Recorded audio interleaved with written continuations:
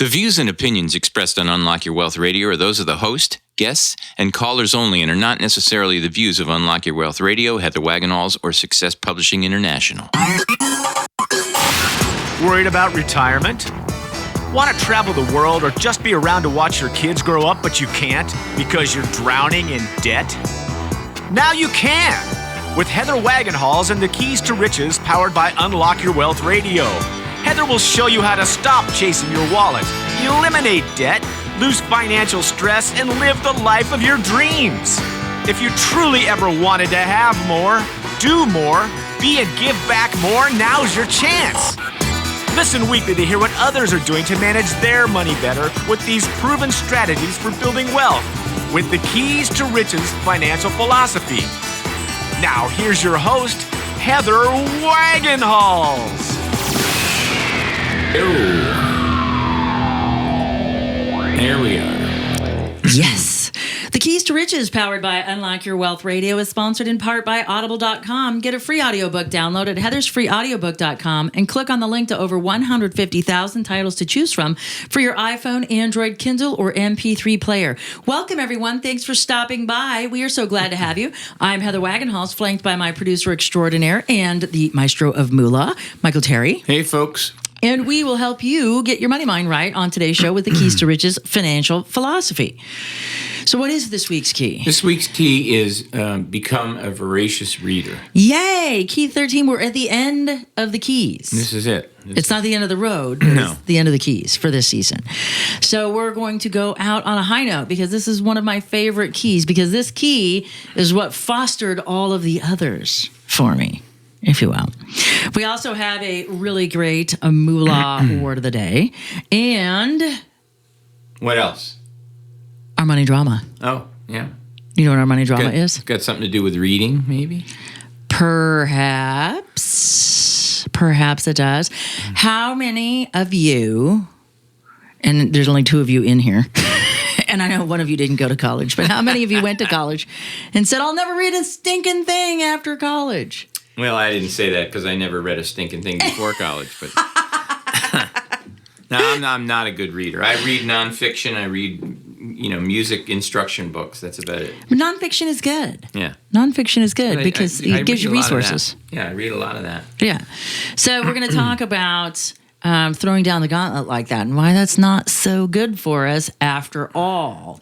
No. And it'll play really nicely into this week's key. I don't know why anybody would have that feeling, but I guess. Well, especially like think about literature, philosophy majors, I guess reading English. Silas Marner after college is probably. So many people just, they're like, I had to read for college and I'm done. Yeah. And I'm thinking, for me, books were keys to the world. Yeah. They unlocked. They are. Yeah. They unlocked everything I ever wanted to know about life. Sure. Not just nonfiction, but fiction, Yeah. especially like real fact-based fiction. Mm-hmm. Like some of these murder mysteries and stuff Yeah, like that. yeah.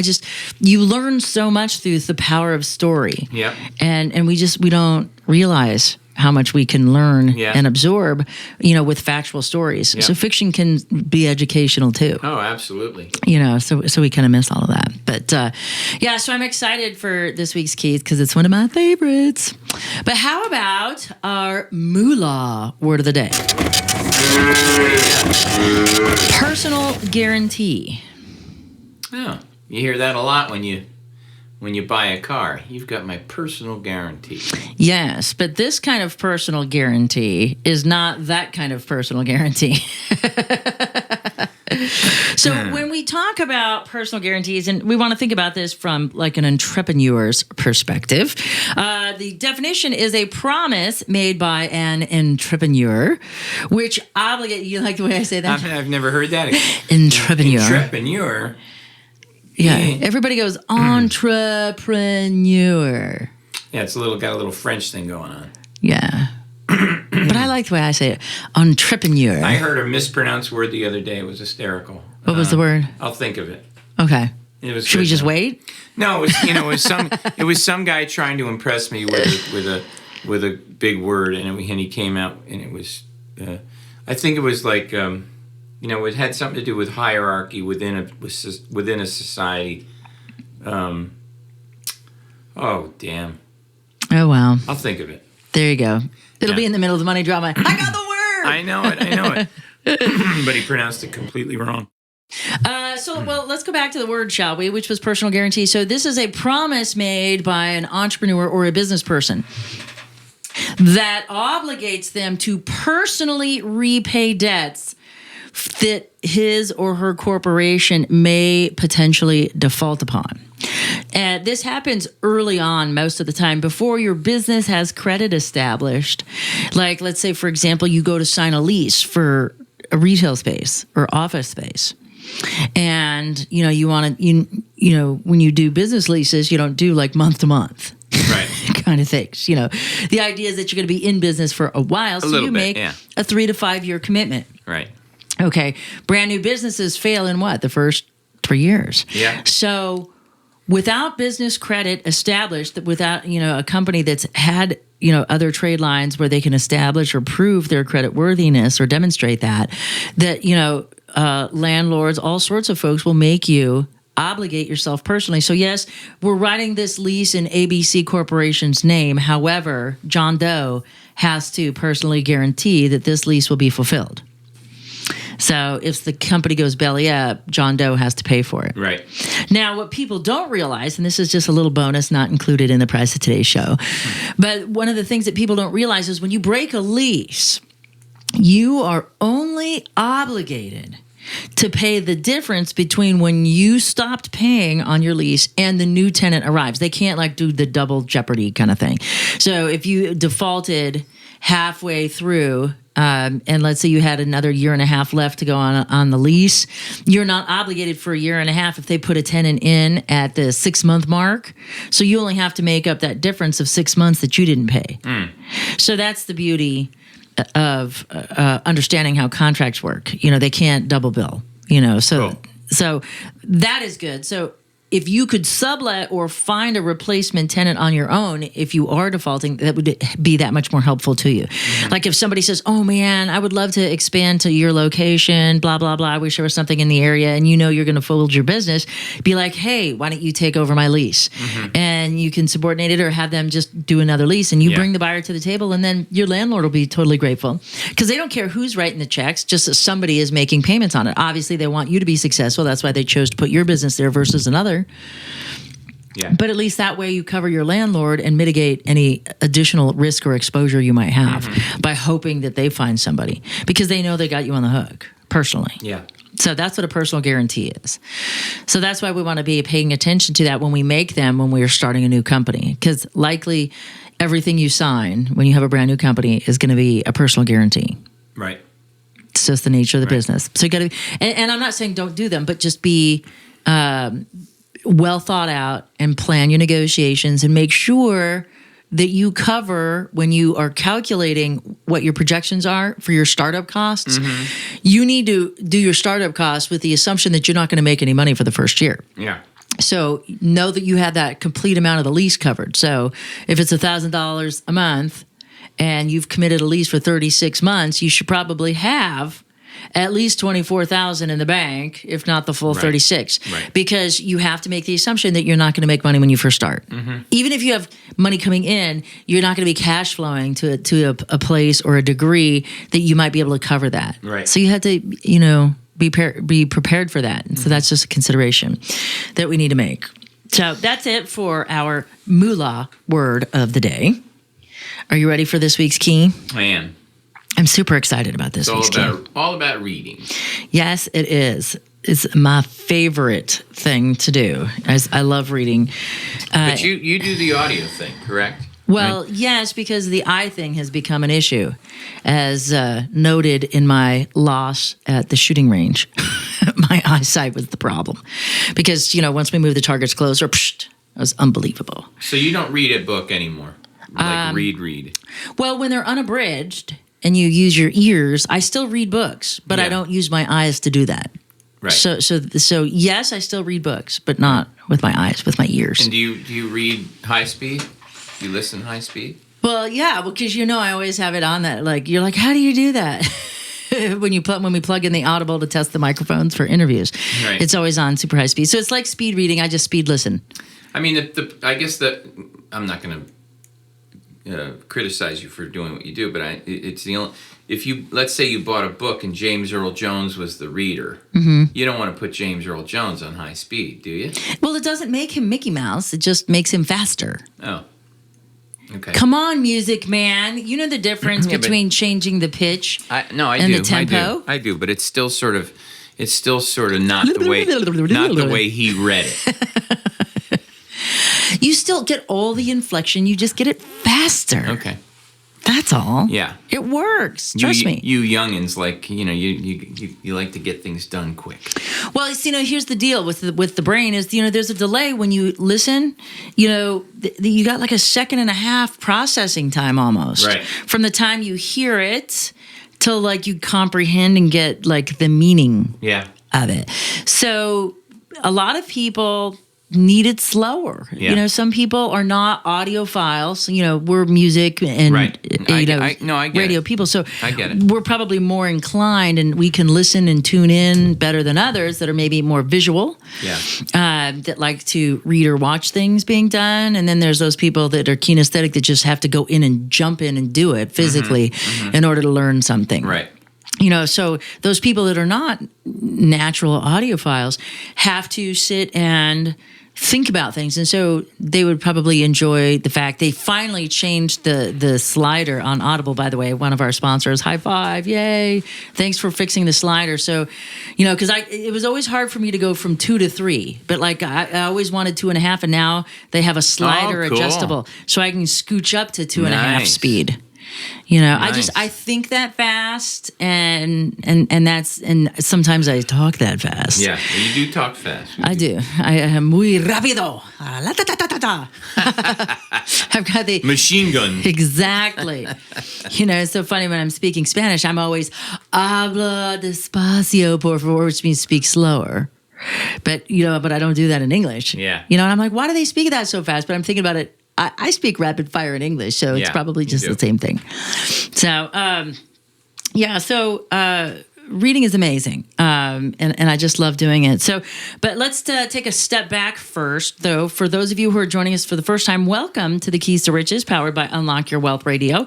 We are so glad to have you. The Keys to Riches is a financial philosophy that teaches you how to think like the rich and, keyword, key bridge, and be in control of your own money. It also gives you specific techniques to create or fix your credit, eliminate debt, save and invest, all while transforming your current financial habits into healthy money management skills. And we do this one key at a time, 1 week at a time here at the Unlock Your Wealth Foundation and Keys to Riches Radio. So I'm pretty excited because we're at key 13. So let's just take a moment and review our keys first. You are listening to the Keys to Riches, powered by Unlock Your Wealth Radio. This segment of today's show is sponsored in part by KeepMyID.org, the only service that actually prevents identity theft. All others are just monitoring services. Put your credit on lockdown with their special offer for Unlock Your Wealth Radio listeners. Visit keystoriches.com/keepmyid to enroll and protect your financial future right now.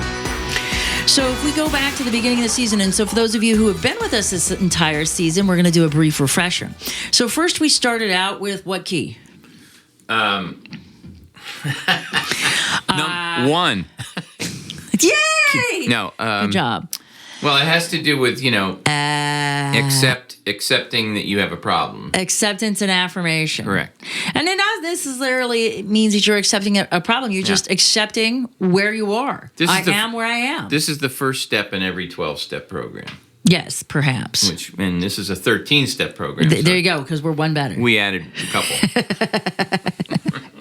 So we have acceptance and affirmation as our first key, because we have to recognize where we are in order to figure out where we want to go. Like to create the plan, if we know where we want to go, how to get there.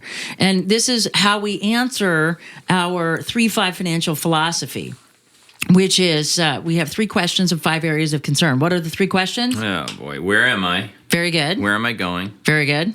What's the difference? Ding, ding, ding, ding! It only took 3 years to get there. Woohoo! Now, the 5 areas are going to take another 5 years, so just be aware. Yay! But you know what, though? We're making progress. We are making Even progress. the most stubborn of my students, you're coming along.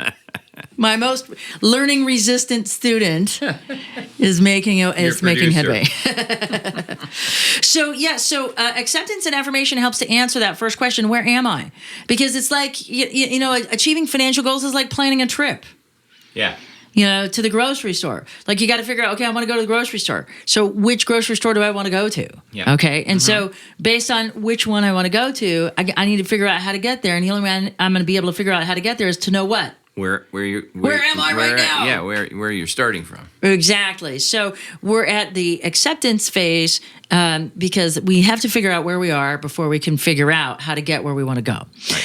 So then our next key is to take action, make assessment. And we start with our organic assessment of our financial situation. And the reason why we do this, and this is one of many things that separates us from other financial gurus, because it's not just about the money. Okay, because the challenge that we have with money management doesn't have to do with the dollars, right? Right.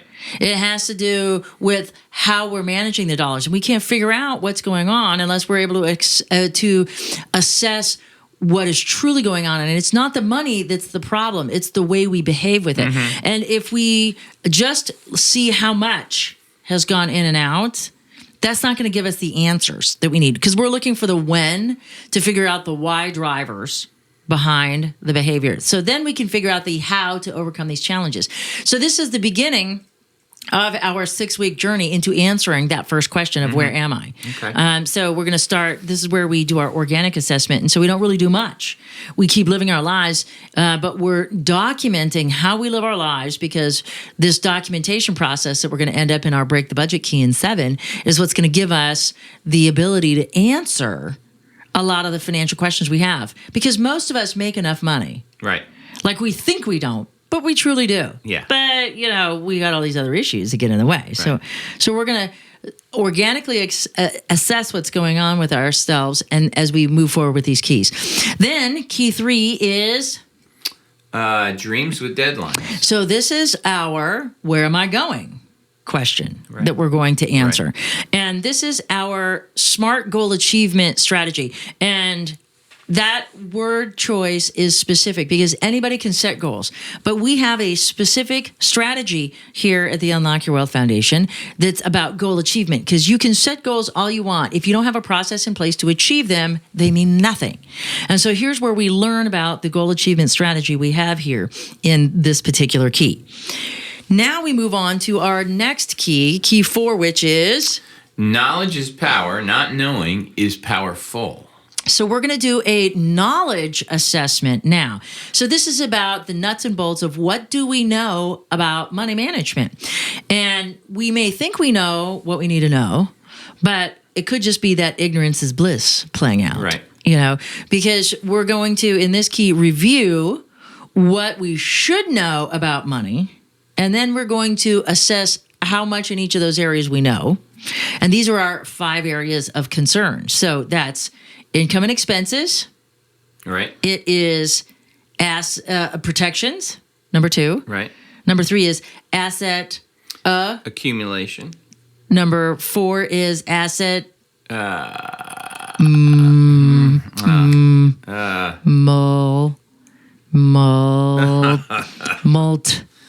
multiplication. Yeah. Okay. And then asset preservation. There we go. Ding, ding, ding, ding, ding. So we'll address our 5 areas of concern, and we'll do a knowledge assessment, and we'll figure out what it is that we do know about money. And then we're going to determine, do I delegate the things that I do not wish to do with my money based on this knowledge assessment, or do I go and get the information or resources so I can do this, or do I just want to learn enough so I could delegate? Mm-hmm. So that's what we're going to do in this key. It's critical that we figure this out. So we're almost done answering our 3 questions, but those are our 5 areas of concern. We have one more key, or one more question in our 3 questions to answer, and that's coming up shortly. So the next key we do is take emotion out of the picture, right? One of my favorites. Yes, and so what we are trying to do in this key is to what? Well, I mean, take emotion out of the picture. Well, it's not that we want to delete emotion. Remember, this is about keeping our passions in perspective. We want to be excited about the prospect of making money, of doing a great job, filling our value or our contribution to society, and getting remunerated for it. So we want to be excited when it comes to the prospect of making money and opportunities financially. But we want to also be impartial when it comes to spending money. We want to be more judicious and more logical and less emotional then. Especially with seasonal exceptions, right? Well, we're getting close. That's jumping, coming up. You're jumping the gun. Whoops. Whoops. Rein it in. Stop. Brakes. So that's the key 5. So key 6 is... hope for the best, plan for the worst. Yes. And so this is about anticipating the emergencies that could overwhelm us. And this is what we call our financial fire escape plan. Just like you have to have a financial or have a personal fire safety plan in your home. And every time you go to a hotel, there's always one mapped out for you. Whether or not you know it is not the issue. You must have one. And by creating this financial fire escape, what you would do in a financial emergency, and it's real easy, to be able to come up with this. You're like, well, how do I know what kind of catastrophes are going to happen? Well, it's the same kind of catastrophes that happen to everybody. You're right. Okay? Sure. So these are like job loss. Maybe you're injured or incapacitated, so you have an income interruption. You have the loss of an income-producing spouse. You have an unplanned pregnancy. You have the care of indigent parents. Car breaking down. Yeah, car breaks down. Unexpected. Major expenses. There's all sorts of stuff that we can plan for. Identify what these things are, and we have a little starter list for you on the website. And go through and figure out what we would do when we're in our logical state of mind. Because once, with our brain-based financial literacy, what do we know? Once our hormones start dumping, no logic brain, and we're going to make ineffective decisions. And we can make all sorts of stupid stuff. Yeah, we can make problems with what we do with our relationships, and this is where money and our relationships get caught up, because people get feelings hurt and stuff like that when we behave irrationally. But we're not behaving technically irrationally. We can't behave rationally when we're emotionally engaged with a hormone dump. Right. So we're behaving emotionally, but that has consequences if we upset someone. So this is why I hope the best, plan for the worst is a great key. Our key 7 is break the budget. Correct. And this is where we're going to get rid of budgeting forever and create a healthy savings and spending plan instead. Then we go from there to what key? No seasonal exceptions. There we go. Because we've done all of this great work, but now we can start justifying wants into needs. And this kind of falls back into taking emotion out of the picture, but it's separate from that. Right. Because we know to do that. But then we have these justifications. So we learn how to overcome the justification using just plain rules of etiquette. Yeah. And good breeding. That's all it takes to figure out your finances, amazingly enough. So then where do we go? Create credit. Yes, because now we're starting to venture out into leveraging ourselves for financial success. And we have to get our credit in line. Then we have to remember one of the greatest tools we have for investing, which is... remember real estate. There we go. Then once we're on that path, once we identify how close to or far away from investment we are, we start working on our plan, but we're closing in on which key next? Forget the perfection principle. Yes, because we tend to focus on perfection, and we need to forget perfection and just focus on the progress of the process instead. Go with the flow. Exactly. Then we're at the final peg for our goal achievement strategy, which is what key? 12, practicing the 3 R's. Yes, and that's review, revise, and recommit. And this is how we're able to stay fully engaged in our long-term goals, because this is what helps us short-circuit our natural inherent wiring in our DNA to fail at long-term planning and money management.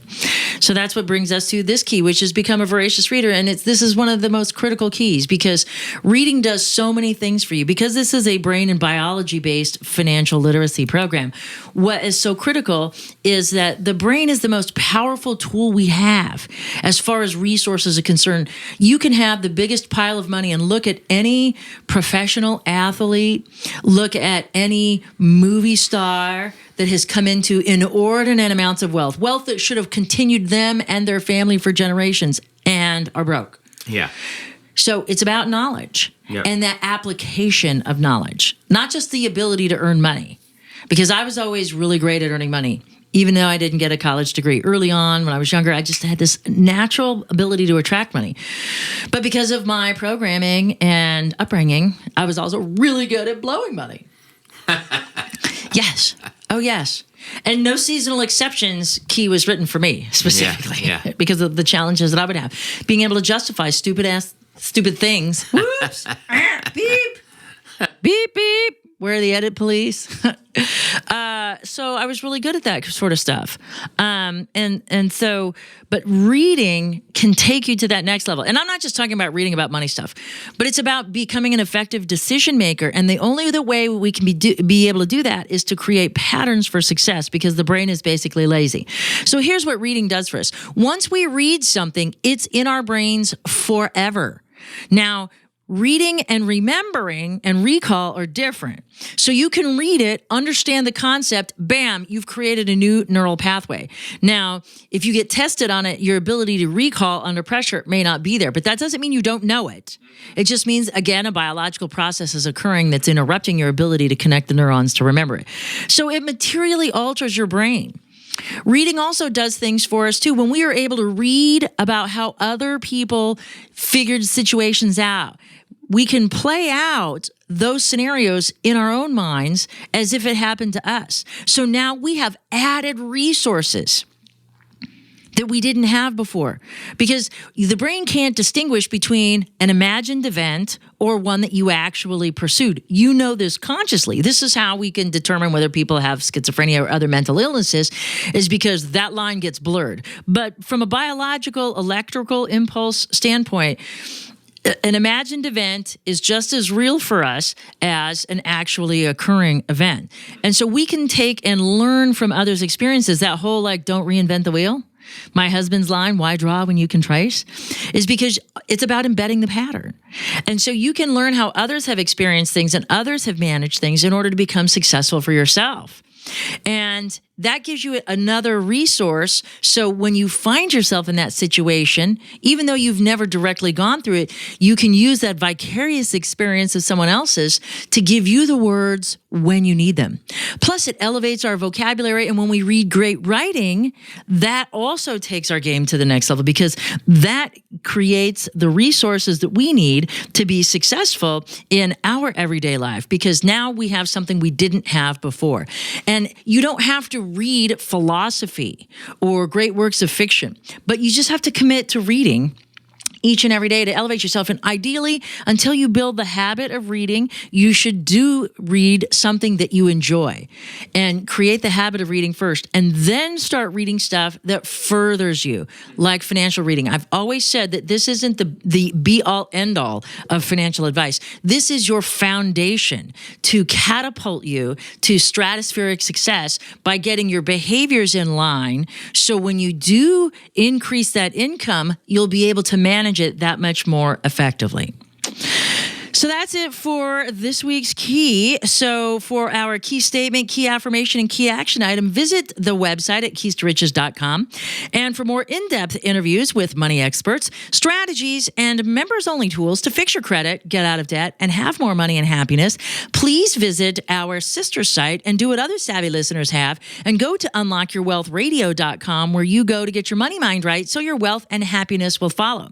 At that point, you can also become an Insiders Club member today and start receiving the benefits of millionaire wisdom right now. For the Keys to Riches, powered by Unlock Your Wealth Radio and the maestro of moolah, Michael Terry, I'm Heather Wagenhals. Now go out and unlock your wealth today. UnlockYourWealthRadio.com is produced by Heather Wagenhals and the Unlock Your Wealth Foundation. UnlockYourWealthRadio.com and its affiliates are copyrighted 2016 with all rights reserved. For more information on the Keys to Riches Financial Wellness Series, please visit our website at www.unlockyourwealth.com.